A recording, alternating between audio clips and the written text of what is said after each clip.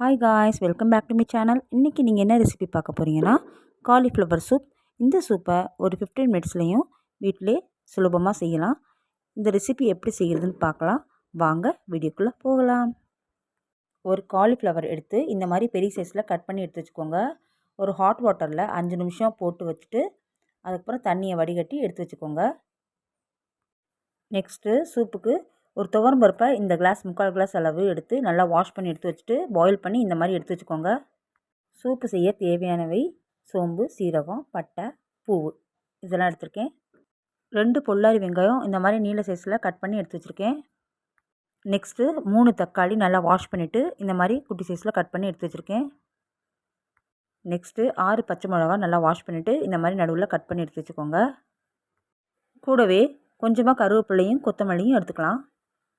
இப்போது சூப் பண்ண ஸ்டார்ட் பண்ணலாம். ஸ்டவ் ஆன் பண்ணி ஒரு பாத்திரத்தை வச்சுக்கலாம். இப்போது தேவையான அளவு ஆயில் விட்டுக்கலாம். எண்ணெய் சூடானதும் இது கூட பட்டை, சோம்பு, சீரகம், பூவு சேர்த்துக்கலாம். இதெல்லாம் நல்லா புரிஞ்சு வரணும். அடுப்பை வந்து ஹை ஃப்ளேமில் வைக்காமல் லோ ஃப்ளேமில் வச்சுக்கோங்க. இதெல்லாம் நல்லா புரிஞ்சதும் பச்சை மிளகாவை சேர்த்துக்கலாம். பச்சை மிளகா நல்லா வதங்கினதும் கருவேப்பிலை, கொத்தமல்லியை சேர்த்துக்கலாம். நல்லா வதக்கி விட்டுக்கலாம். கருவேப்பிலையும் கொத்தமல்லியும் நல்லா வதக்கி விட்டுக்கலாம். கருவேப்பிலை, கொத்தமல்லி நல்லா வதங்கினதும் கட் பண்ணி வச்சுருக்க ஆனியனை ஆட் பண்ணிக்கலாம். நல்லா வதக்கி விட்டுக்கலாம். பச்சை வாசனை போகிற வரைக்கும் நல்லா வதக்கி விட்டுக்கோங்க. வெங்காயம் நல்லா வதங்கினதும் கட் பண்ணி வச்சுருக்க டொமேட்டோவை ஆட் பண்ணிக்கலாம். டொமேட்டோட பச்சை வாசனை போகிற வரைக்கும் நல்லா வதக்கி விட்டுக்கலாம். தக்காளி நல்லா வதங்கினதும் கொஞ்சமாக மஞ்சள்தூள் ஆட் பண்ணிக்கலாம்.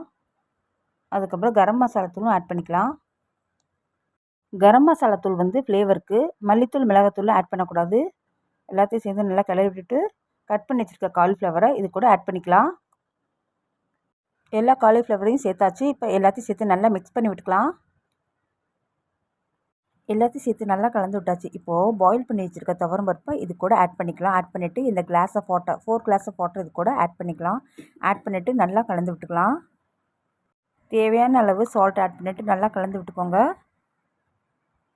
இப்போது ஸ்டவ்வை வந்து ஹை ஃப்ளேமில் வச்சு ஒரு 15 மினிட்ஸ் நல்லா கொதிக்க விடணும். இப்போ பாருங்கள் 15 மினிட்ஸ் ஆயாச்சு. நல்லா வெந்து வந்திருக்கு. இப்போ ஸ்டவ் ஆஃப் பண்ணிவிட்டு வேற ஒரு பாத்திரத்தில் சர்வ் பண்ணிடலாம். இப்போ பாருங்கள் சூப்பரான டேஸ்டியான காலிஃப்ளவர் சூப் தயாராகிடுச்சு.